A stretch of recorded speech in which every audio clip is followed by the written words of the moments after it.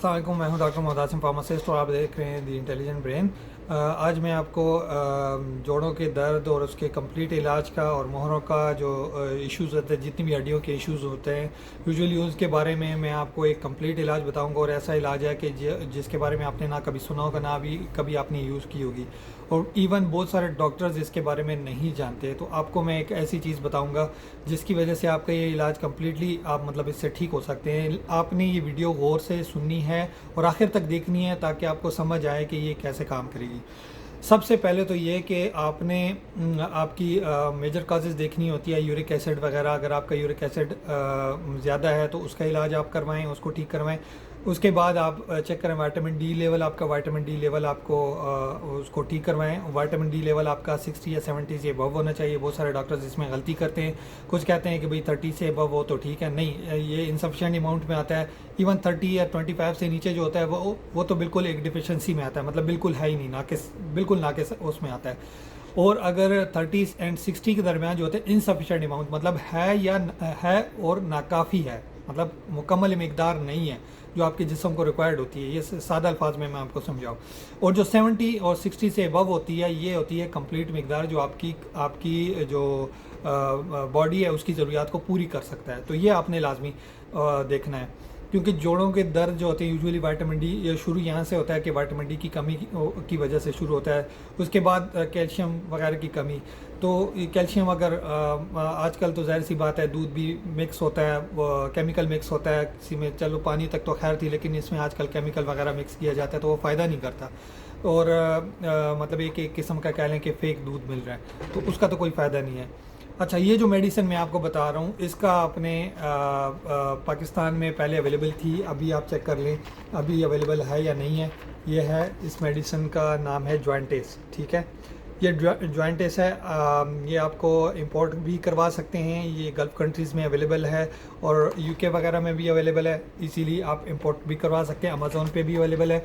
और इसकी इम्पॉर्टेंट चीज़ जो है ये आपका कम्प्लीटली इलाज है, ठीक है। इस मेडिसिन से आप कम्प्लीटली ठीक हो सकते हैं, कम्प्लीटली जैसे पहले जवान होते थे और जवानी में जैसे ठीक होते थे। या आजकल तो मैं देख रहा हूँ कि इवन के जो 25-26 साल की एज के लड़के हैं उनको भी ये प्रॉब्लम हो रही है। इवन जिनको मोहरों के मसाइल आ रहे हैं, कोई कह रहा है कि भाई मैं बैठ जाता हूँ फिर उठ नहीं सकता हूँ, उनको ऐसे मसाइल आ रहे हैं। या ऐसे लगता है जैसे कूला जो है तो बिल्कुल अलग सा हो गया और मतलब ये कि ठीक से खड़ा नहीं हो पाता। बाज़ लोगों को जोड़ों के इश्यूज़ आ रहे हैं कि भाई मेरे जोड़ दर्द कर रहे हैं, तो उनमें ये चीज़ें कॉमन होती हैं ऐसे लोगों के लिए। और जिनके जोड़ आवाज़ें करते हैं, जैसे टक टक की आवाज़ होती है, बैठते हैं तो टक की आवाज़ आती है, तो ऐसे लोगों के लिए ये मेडिसिन सबसे बेस्ट है। इससे कम्प्लीटली आप ठीक हो सकते हैं। लेकिन इसके इलाज का ये तरीका है कि आपने इसको दिन में 2 या 3 दफ़ा इस्तेमाल करना है, खाने के बाद, खाने के फ़ौरन बाद या खाने के साथ ही। और खाने से अगर डिले करके इस्तेमाल करेंगे, फॉर एग्जांपल 15 या 20 मिनट बाद खाएंगे, 1 घंटे बाद खाएंगे, तो आपको लाजमी स्टमक प्रॉब्लम होगी। ये बात आप याद रखें। आप इस मेडिसिन को खाने के फ़ौरन बाद खानी है या खाने के दरमियान खाएं, ये सबसे अच्छी मेडिसिन है। इससे आपका मतलब है कि ये मसला बिल्कुल ठीक हो सकता है। इसको कम से कम 2 से 3 माह खाना है। आपने 5-6 दिन खाई है या 10 दिन खाई, आप इससे एक्सपेक्टेशन ना रखें कि आपको ये ठीक कर सकती है। ऐसा नहीं होता, हर मेडिसिन का एक तरीका होता है, हर चीज़ का एक इलाज होता है। इसीलिए आपने इसको कम से कम 2 से 3 माह लगातार खानी है।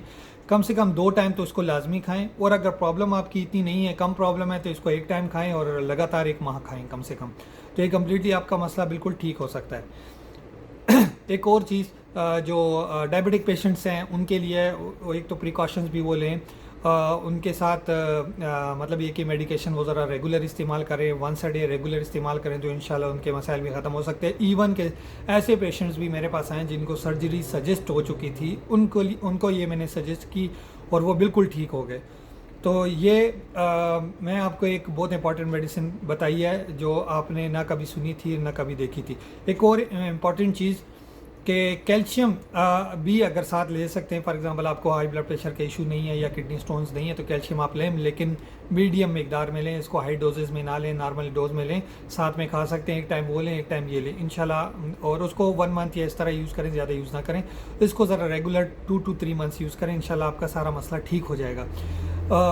हाई ब्लड प्रेशर के पेशेंट को जस्ट कैल्शियम मना है। और दूसरा जैसे वो भी उनको जिनको इशू करता है और कुछ ऐसे पेशेंट जिनके मतलब किडनी स्टोन्स हैं तो उनके लिए ज़रा कैल्शियम मैं मना कर रहा हूँ। बाकी इस मेडिसिन से किसी को कोई मतलब साइड इफ़ेक्ट वगैरह सच नहीं है इसका। हाँ, अगर बाज़ पेशेंट हाइपर सेंसिटिव हैं किसी आइटम से तो वो मतलब एक रेयर केसेस में आता है कि जैसे फॉर एग्जांपल कोई हज़ारों में कोई एक आध केस होता है जिसको किसी एक चीज़ से एलर्जी होती है। मैं आपको सिंपल अल्फाज में ये समझाना चाह रहा हूँ कि किसी एक चीज़ से एलर्जी होती है, तो अगर फॉर एग्जांपल उसको कोई साइड इफ़ेक्ट या कोई ऐसा इशू हो रहा है तो वो लाजमी किसी फार्मासिस्ट से कंसल्ट करें या मुझे मैसेज करें, इंशाल्लाह मैं उसको गाइड करूँगा अच्छे से। और इसके अलावा अगर आपको किसी चीज़ के बारे में जानना है तो मुझे ज़रूर मैसेज करें या कमेंट करें, इंशाल्लाह मैं आपको इस हर चीज़ का बताऊंगा। अल्लाह ताला ने ऐसी कोई भी डिज़ीज़ ज़मीन पे नहीं उतारी जिसका इलाज ना हो। हर चीज़ का इलाज है, लेकिन आपको उसका एग्जैक्ट इलाज और मेडिकेशन मालूम हो तो इंशाल्लाह आपका ये हर मसला ठीक हो सकता है। Thank you very much.